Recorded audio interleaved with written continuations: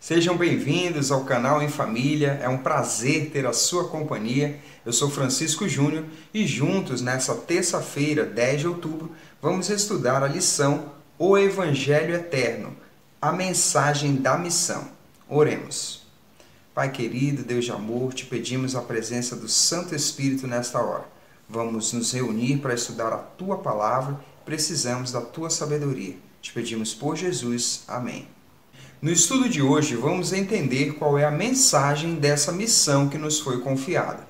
Para isso, precisamos aprofundar o conceito do que é o Evangelho Eterno.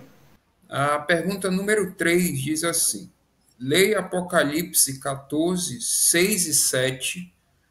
Que aspectos da missão de Deus é possível identificar no Evangelho Eterno, apresentado pelo primeiro anjo nas três mensagens angélicas? Então, a leitura é em Apocalipse 14, nós vamos ler o versículo 6 e 7. Vi outro anjo voando pelo meio do céu, tendo um evangelho eterno para pregar aos que habitam na terra, e a cada nação, tribo, língua e povo, dizendo em voz forte: temam a Deus e deem glória a Ele, pois é chegada a hora em que Ele vai julgar, e adorem aquele que fez o céu, a terra, o mar e as fontes das águas. Isso, a partir dessa leitura, nós identificamos aqui e deixamos como sugestão de resposta três aspectos. O primeiro é o alcance, é um evangelho eterno que envolve todo mundo. O segundo é o juízo de Deus já começou, e você e eu estamos inseridos nisso. E terceiro, a adoração, nós somos chamados, temos um convite a adorar o Deus Criador. Muito bem, essa leitura e a pergunta que a lição traz já começam a falar do nosso tema, né? Que é o Evangelho Eterno. E nós precisamos ter bem claro na nossa mente, no nosso coração, o que é o Evangelho Eterno. Muitas vezes nós começamos a estudar, estudamos a palavra de Deus, ouvimos pregações, e nós precisamos ter esse conceito bem estabelecido.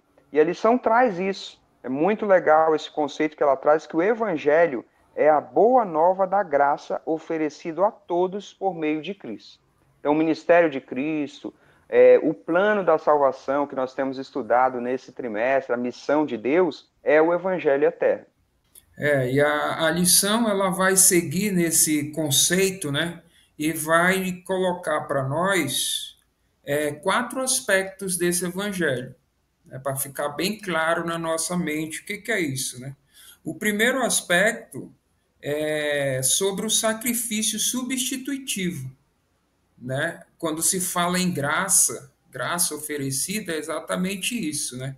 Cristo veio, viveu, morreu na cruz pelos nossos pecados e ele nos substituiu. O preço que era para nós pagarmos, ele pagou no nosso lugar. Esse é o primeiro aspecto. Muito importante isso e enche nossos corações de alegria, né? Saber que alguém pagou o preço da nossa redenção, da nossa dívida. Mas esse plano ele não acaba na cruz. Ali Jesus paga o preço na cruz, vai para a tumba e ele ressuscita. Ele ressuscita e ascende ao céu, começando uma nova fase, uma nova realidade desse plano maravilhoso da salvação, que é a mensagem do Evangelho Eterno. E lá no céu, ele está fazendo um trabalho por nós, continua o seu ministério lá, né? De intercessão, né, Pai? O terceiro aspecto que a lição elenca aqui é que ele em breve vai cumprir sua principal promessa, que é retornar para nos buscar. E o quarto aspecto dessa mensagem é o estabelecimento do reino de Cristo aqui na Terra. Essas quatro realidades fazem parte da mensagem do Evangelho Eterno, a missão da igreja a todo mundo. Continuando o nosso estudo, nós temos agora a compreensão do que realmente é o Evangelho Eterno. E nós já estamos estudando desde a semana passada que esse Evangelho começou lá na eternidade com Deus e ele se seguiu, né, por toda a história até chegar aos nossos dias hoje. É importante a gente saber, e a lição vai falar sobre isso, que esse evangelho ele é eterno. ele jamais vai mudar, né?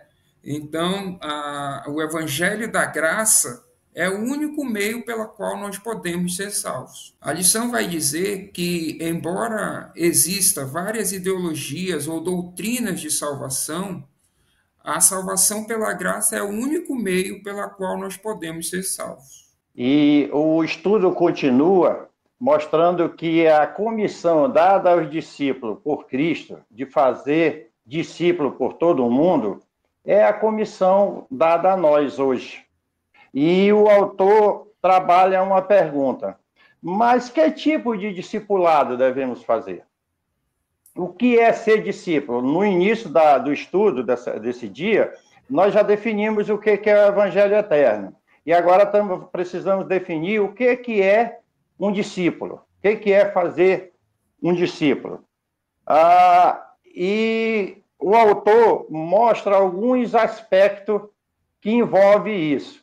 Ele cita, por exemplo, a segunda carta de Paulo aos Coríntios, capítulo 5, verso 17. Lá está escrito: se alguém está em Cristo, é nova criatura. Então, ser um discípulo de Cristo é alguém que vive sob as orientações do que Jesus ensina, do que está orientado no Evangelho Eterno. Um exemplo, é alguém que crê na salvação que o Alexandre falou aí. A salvação é pela graça. Então, isso é ser discípulo. É alguém que entende que o seu corpo é o templo do Espírito Santo. Isso é ser discípulo. E assim sucessivamente. Ser discípulo é ter a vida transformada pela palavra de Deus, né, Pai? Pelas doutrinas, pelos ensinamentos que nós encontramos em Cristo Jesus. Muito legal essa compreensão, porque nós estamos chegando ao final desse estudo e nós tivemos aqui o conceito do que é o Evangelho Eterno, não é? Nós rememoramos esse conceito. Vimos agora o conceito do discipulado, vemos que essa missão de fazer discípulos chega até nós.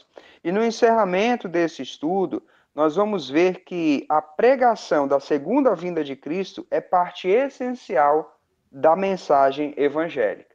É uma citação aqui do texto de Ellen White, e esse é o centro da nossa mensagem. A lição veio trabalhando a questão da mensagem da missão. Esse é o cerne, é o centro, o principal argumento cristão é esse. A missão, o Evangelho Eterno e a segunda vinda de Cristo. Nós finalizamos aqui com a reflexão que diz assim: por que o Evangelho Eterno é central no juízo, na primeira mensagem angélica, que foi o texto que nós lemos lá na pergunta. E nós chegamos à conclusão nesse estudo que ele é central porque é a única chance de salvação que o crente tem diante do juízo divino. Que nós possamos nos apegar nessa mensagem, cumprir a missão de Deus de fazer discípulos pelo nosso viver, pela pregação, pelo exemplo e participar cada dia mais no estudo da palavra. Deus abençoe a todos. Estudar a palavra de Deus é muito bom, né? Olha só, se você gostou desse vídeo, não esquece de curtir. Você também pode nos seguir nas redes sociais e se inscrever aqui no canal. Não esquece de ativar o sininho para receber as notificações. Nos vemos na próxima lição.